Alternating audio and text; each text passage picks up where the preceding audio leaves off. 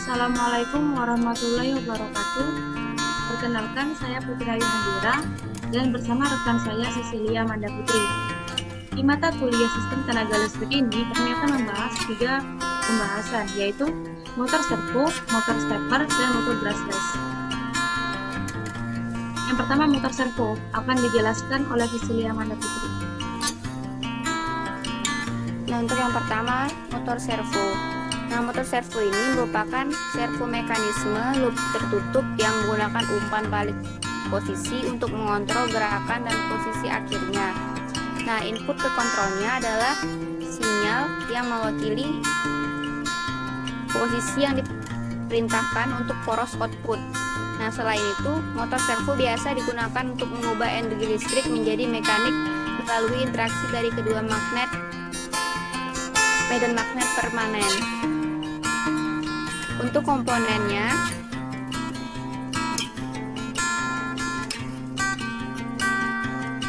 pada umumnya motor servo terdiri dari 3 komponen utama.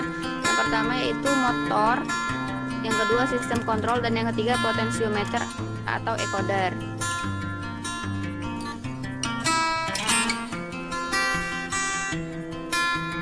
Untuk fungsinya, motor servo berfungsi sebagai penggerak roda gigi agar dapat memutar potensiometer dan poros outputnya secara bersamaan. Potensiometer atau encoder berfungsi sebagai sensor yang akan memberikan sinyal umpan balik ke sistem kontrol untuk menentukan posisi targetnya.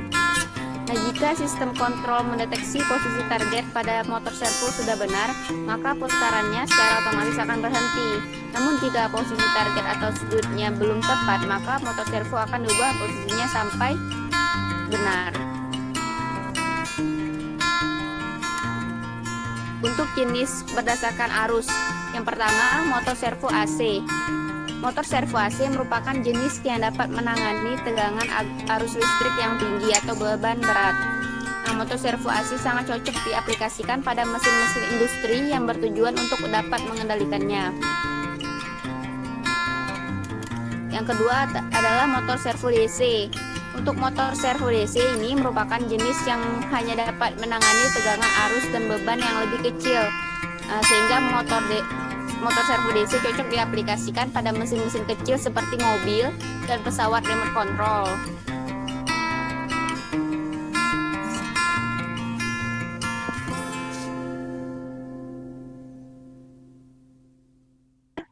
Pada dasarnya, motor servo dapat berfungsi berdasarkan lebar sinyal modulasi atau pulse width modulation atau PWM yang menggunakan sistem kontrol. Nah, lebar sinyal yang diberikan ini akan menentukan posisi sudut pada putaran pada poros motor servo. Supaya lebih memahaminya, mari kita lihat gambar di bawah ini. Next.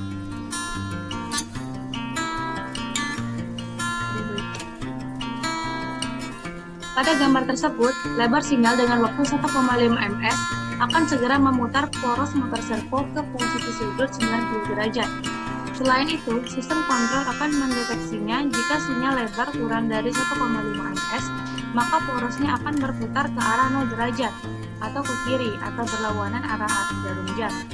Sedangkan, jika sinyal lebih lama dari 1,5 ms, maka porosnya akan berputar ke arah posisi 180 derajat atau ke kanan searah dengan jarum jam.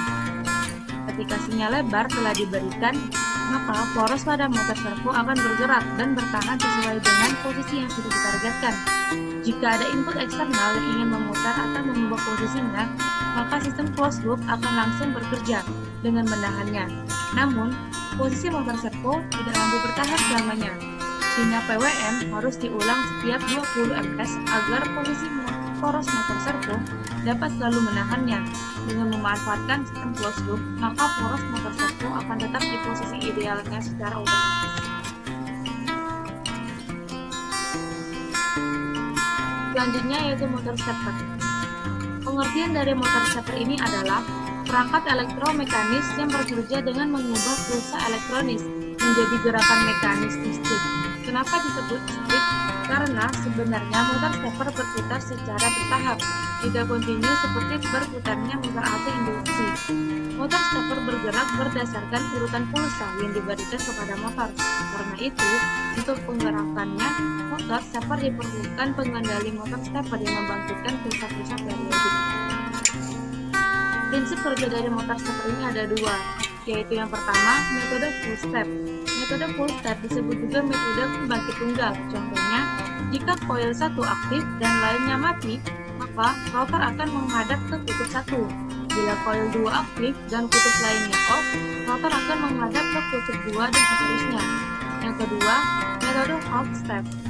Disebut juga metode pembangkitan ganda. Contohnya, untuk kondisi coil 1 dan 2 aktif, rotor akan menghadap ke titik di antara kutub 1 dan 2 dan juga seterusnya. Next. Selanjutnya adalah motor brushless.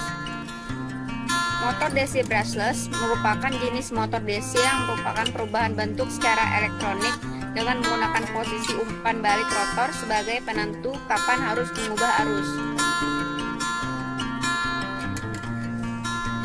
Di motor brushless ini yang berputar bukanlah bagian coilnya, karena coil brushless menempel di casing motornya. Pada motor ini terdapat 6 bagian penting yang bisa kita ingat, yaitu rotor, komutator, brushless, axle atau sumbu, field magnet atau medan magnet, dan yang terakhir adalah DC power supply atau arus DC. Baik, sekian yang dapat kami sampaikan. Kurang lebihnya kami mohon maaf.